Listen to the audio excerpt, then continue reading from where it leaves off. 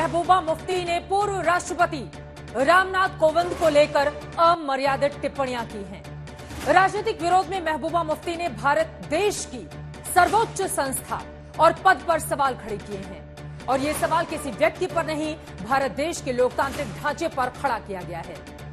भारत में संविधान की प्रहरी माने जाने वाले राष्ट्रपति के पद पर खड़ा किया गया है ये बयान। महबूबा मुफ्ती ने कहा है कि रामनाथ कोविंद के दौर में भारत के संविधान को बार बार कुचला गया, 370 हटाने वाला कानून पास कर दिया गया, पाकिस्तान बांग्लादेश में प्रताड़ना झेल रहे गैर मुसलमानों को भारत में शरण देने का कानून पास कर दिया गया और रामनाथ कोविंद बीजेपी के एजेंडे को पूरा करने के लिए काम करते रहे।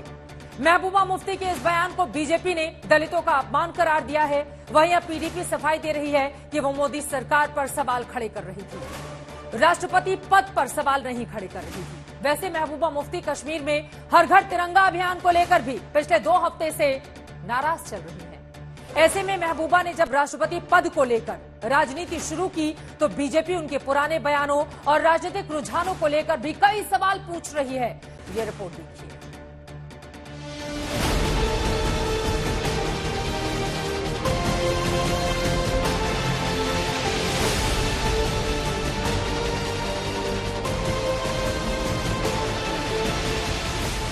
जब द्रौपदी मुर्मू भारत के राष्ट्रपति भवन में दाखिल हो रही थी, जब आजादी के बाद पहली बार आदिवासी समुदाय की महिला सर्वोच्च पद पर विराजमान हो रही थी, जब दुनिया के सबसे बड़े लोकतंत्र के प्रहरी की मशाल एक दलित के हाथों से एक आदिवासी महिला को सौंपी जा रही थी, पूरी दुनिया इंडियन डेमोक्रेसी की खूबसूरती देख रही थी। नए राष्ट्रपति को बधाइयां दी जा रही थी, पुराने राष्ट्रपति को शुक्रिया कहा जा रहा था।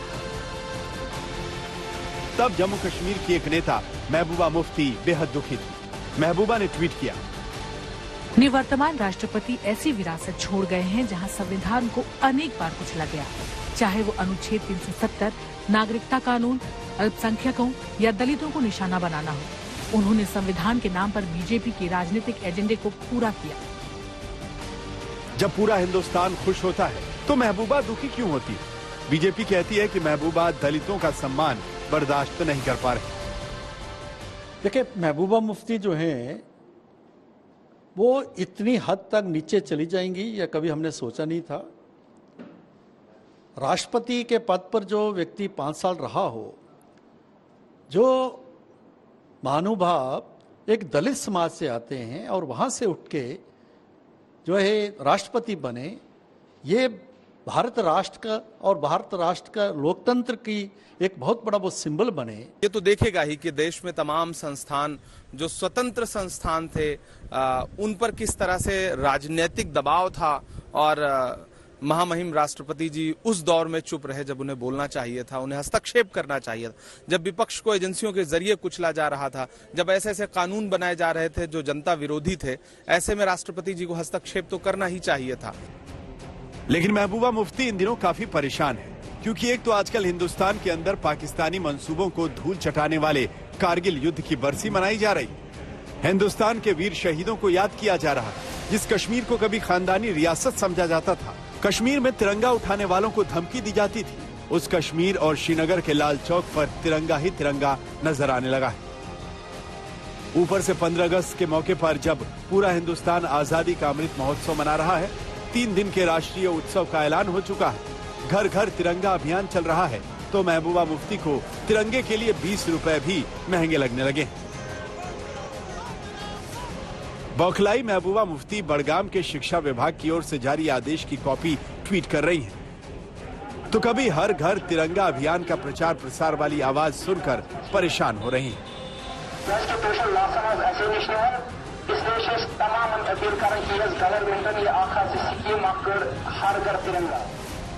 बीजेपी का कहना है कि महबूबा मुफ्ती को कश्मीर में तिरंगे की ये शान शायद बर्दाश्त नहीं हो रही। महबूबा जी बासी दाल में, बासी कड़ी में उबाल लाना चाहते हैं। अब जम्मू कश्मीर उनके इरादों पे चलने वाला नहीं, ये आगे बढ़ चुका है। महबूबा मुफ्ती जम्मू कश्मीर की मुख्यमंत्री रह चुकी हैं, खुद को कश्मीर की नेता मानती है, लेकिन हकीकत यह है कि जम्मू कश्मीर में पिछले डिस्ट्रिक्ट डेवलपमेंट काउंसिल्स के चुनाव में इन्हें 280 में से सिर्फ 27 सीटें ही मिल पाई। फिर भी इनका मानना है कि कश्मीर की जनता 370 की बेड़ियों से आजाद नहीं होना चाहती। श्रीनगर से सुनील जी भट्ट के साथ आज तक ब्यूरो।